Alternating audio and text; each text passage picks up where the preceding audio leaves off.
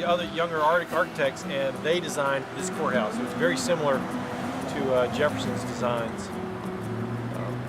So there you go. Cool. Got a bell tower on top? There is. That bell tower used to be, when people went to lunch, 5 minutes before court was going to start, they would ring the bell to let everybody know it's time to get back to the courthouse. Right. This is the old jail here. It's going to be turned into a museum, is my understanding. Right.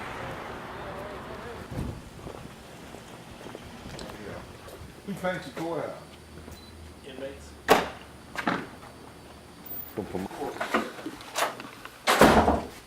This is a big court. Wow. What court is this? Circuit court. Circuit. The district across the street. And we have paintings on the walls here of famous people from Caroline County. This reminds me of Perry Mason courts at... This is where the Commonwealth Attorney sits. Right. My name is Tony Spencer. I'm the Commonwealth Attorney of Caroline County, the Chief Prosecutor in this jurisdiction. And this is our courtroom. And we are trying to get a recovery program here in Caroline where we, instead of sending people to jail, we want to put them in a recovery program. The idea is instead of having a revolving door where someone who has a substance abuse problem goes to jail for a while and then comes back out and does what they were doing before and goes back to jail and gets out, and it continues like that. We're hoping to stop it, send them to a recovery center, get them into long-term recovery so that they can no longer engage in criminal activity and have healthier families, greater public safety. Okay.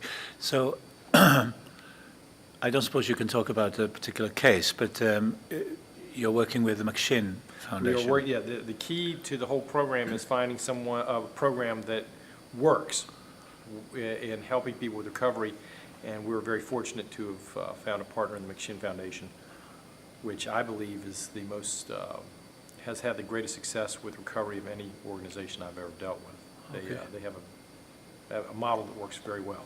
Okay, what's so attractive about this model, do you think? The McShin Foundation model, there are three things I think. One is they make recovery fun. They get people involved very early on in helping other people in recovery, which I think is key to keeping people in recovery. And they also provide a community for people in recovery to be a part of, to replace the community that they used to be a part of. And they do it better than anyone I've seen. Thank you. The Lovings, Mildred Jeter Loving and Richard Loving, had gotten married. He was white, she was black. And they were arrested in the middle of the night, charged with a felony. Wow. And they were tried in this courtroom and found guilty, and they were sentenced to a year in prison, suspended on condition that they not be in the state of Virginia together. They moved to Washington, D.C., and when they wanted to visit their family, one would have to come down and visit and then go back, and then the other one would come and visit. They appealed their conviction, and in 1967, the United States Supreme Court, in a unanimous decision, declared Virginia's law banning interracial marriage unconstitutional. In that case, Loving versus Virginia is a landmark case. All across the country, every year on the anniversary of that decision, they celebrate Loving Day, which is a celebration for interracial couples. It's an especially big event in San Francisco. Wow. And this was the courtroom where they were tried and found guilty. And what year was that? 1958. So we've come a long, long way to having a president. We now have, Richard Loving died in a car accident. Was hit by a drunk driver in the early 70s, but Mildred Loving died 2 years ago, and the entire county had a service, and she's a hero to the people now. Wow. And they held it in the community. They have this large building, this community county building, and her service was held there. And it was a very big turnout. Wow. Her daughter works at the pharmacy around the corner from here. Fantastic.